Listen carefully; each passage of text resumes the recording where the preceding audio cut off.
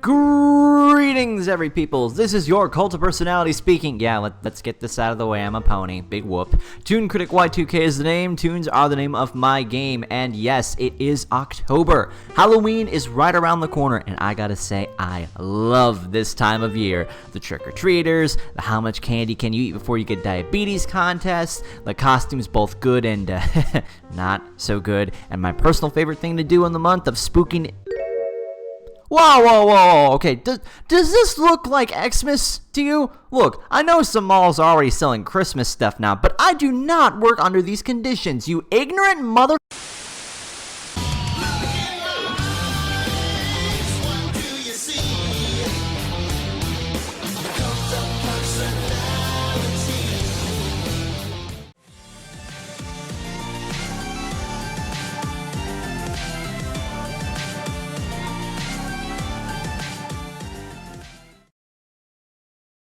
Okay, let's try this again.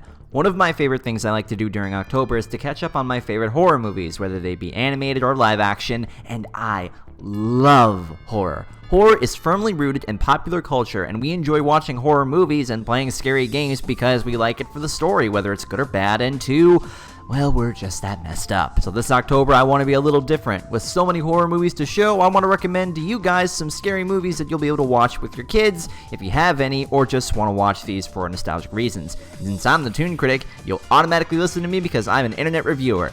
And about 80% of the world believes what anyone on YouTube says anyway. So, let's get started. Let's start off with the basics in Tim Burton's Nightmare Before Christmas. Raise your hand if you've seen this movie. For those that haven't, shame on you, your education has been sorely neglected. It's the story of the Pumpkin King Jack Skellington as he decides to spice things up a bit by trying to become the King of Christmas. Yeah, that seems legit.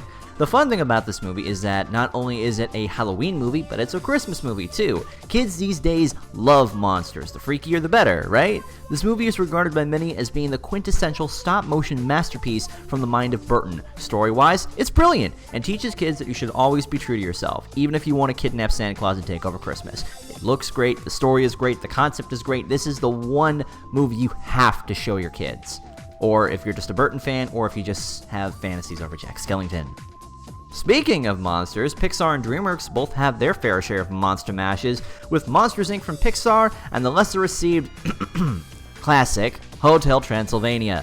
Monsters, Inc. focuses on imagination, claiming monsters can come to our world through our closets, and their goal is to collect our screams to power their world. Gee, that shouldn't be a problem since we have Jump Scare Simulator 2015 to help us out.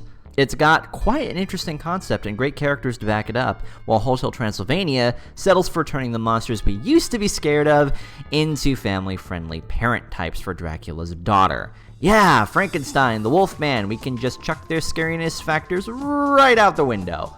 Definitely not DreamWorks' best, but it should entertain your kids with a cute love story and a story of father and daughter bonding. If you want to fall back on the classic roots, I can highly recommend Scooby-Doo on Zombie Island. Seriously? We're still going with this?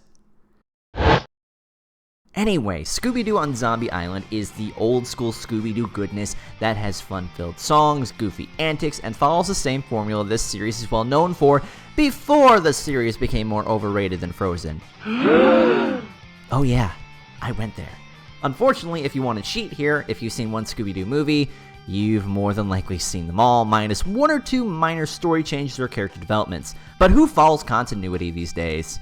There's also Wallace and Gromit: Curse of the Were-Rabbit, the first major movie this little British claymation series has brought to theaters. It's a mystery movie that doesn't take itself too seriously and adapts the charm of the series down to a T. There's something simplistic about the series that I just really enjoy. I remember picking this movie up again recently, and even if you're not a huge Wallace and Gromit fan, kids are going to love this. It's a little dark and scary at points, but if your kid can sit through Para-Boring Activity 37, they'll be fine. And lastly, speaking of stop motion, I can easily recommend Coraline and Paranorman.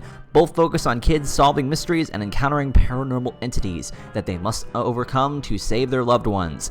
While they both share the same concept, I can safely say they are not the same movie.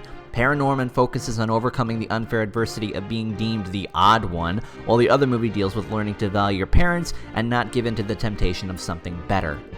I'll admit, Both of these movies share similar qualities when it comes to their animation style since, well, they're done by the same company, but they never come across as too scary. And not laughably scary either, like in Monster House or Food Fight.